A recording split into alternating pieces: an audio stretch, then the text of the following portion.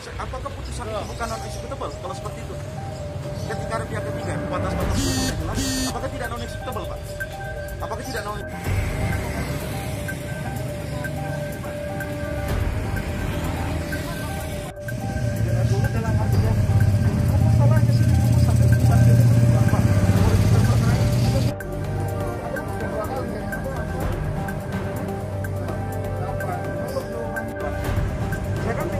ketuanya Pak, seperti itu.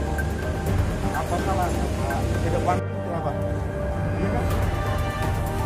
Apa keputusan itu bukan diskutable kalau ada pihak ketiga ya? Bakal banget kan ya Pak? Yang ini situasi sama ketiga ini batas-batasnya Pak. Batas-batasnya Pak. Apakah bukan non diskutable?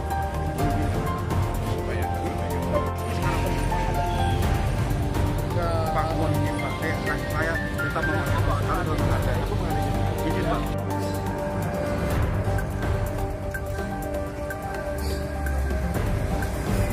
Silakan lapor saya. Silakan lapor saya Pak. Aparat negara. Bapak ini pejabat Pak. Bapak langsung nangkep saya lapor. Siapa? Saya lapor Pak. Siapa? Saya lapor Pak. Ya Pak, saya siapa?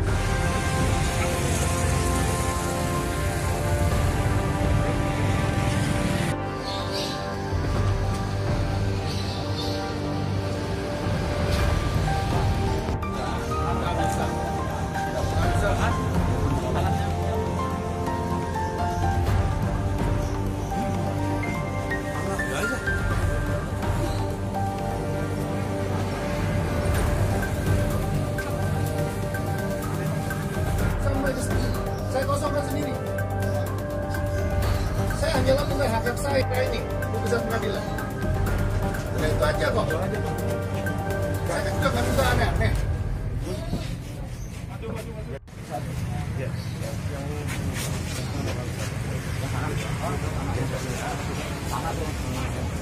Berita acaranya mana Pak untuk pembongkaran? Enggak, lihat dulu saya. Oh, lihat dulu saya. Mana berita acara untuk pembongkaran? Pembongkaran mana? Oh, enggak ada Pak. Loh, jangan. Saya nggak mau Pak. Berita acaranya aja udah ada pembongkaran. Mana perintah pengusaha pembongkaran? Oh, nggak bisa. Ya nggak bisa. Nggak bisa.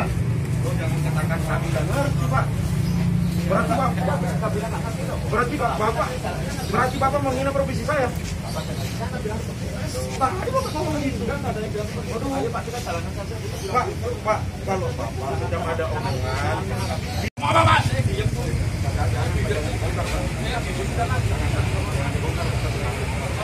Jangan dibongkar Pak. Maju, sekat.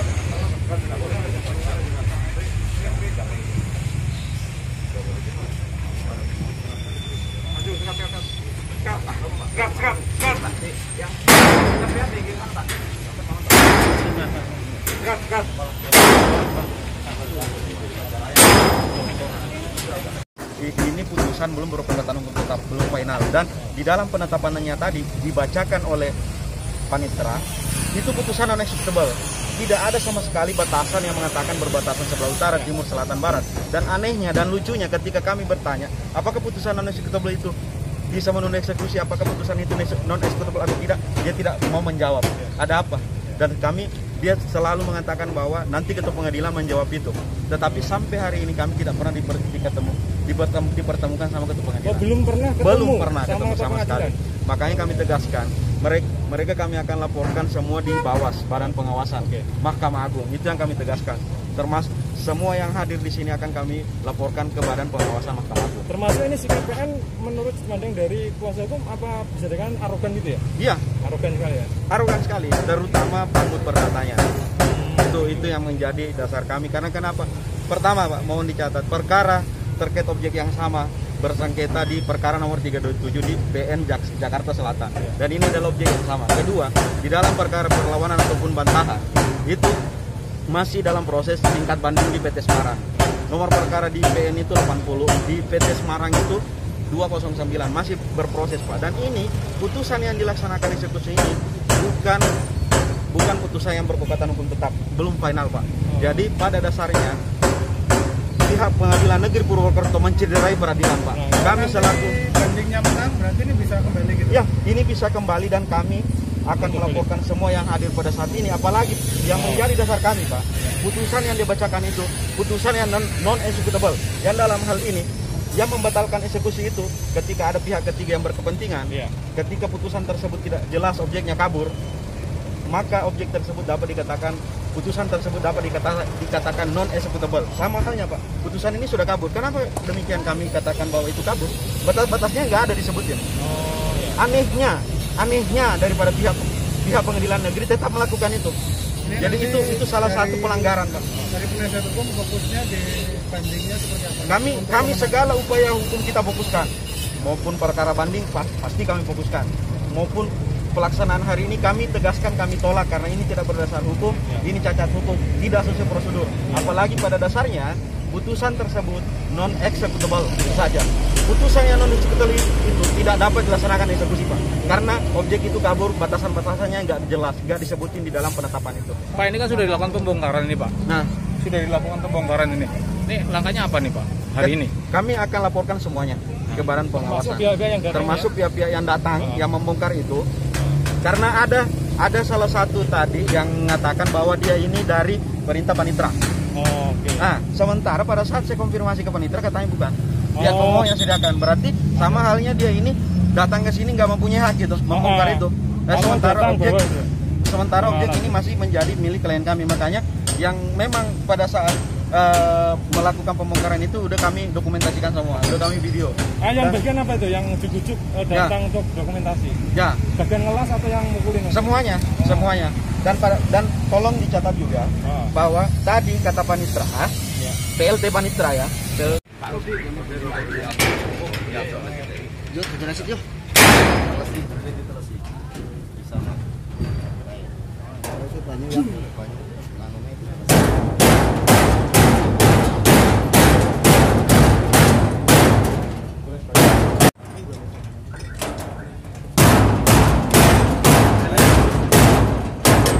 Versi tengah itu tuh aja.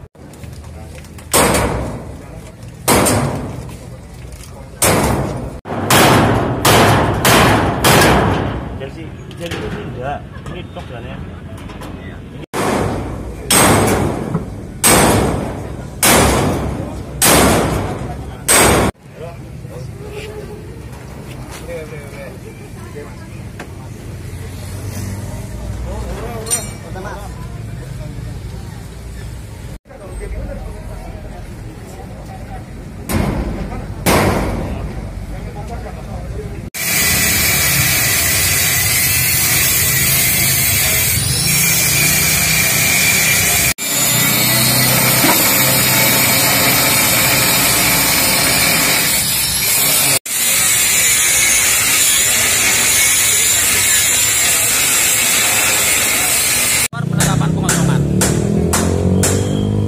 Penetapan pengosongan sebelum kita jalankan mereka mengajukan perlawanan.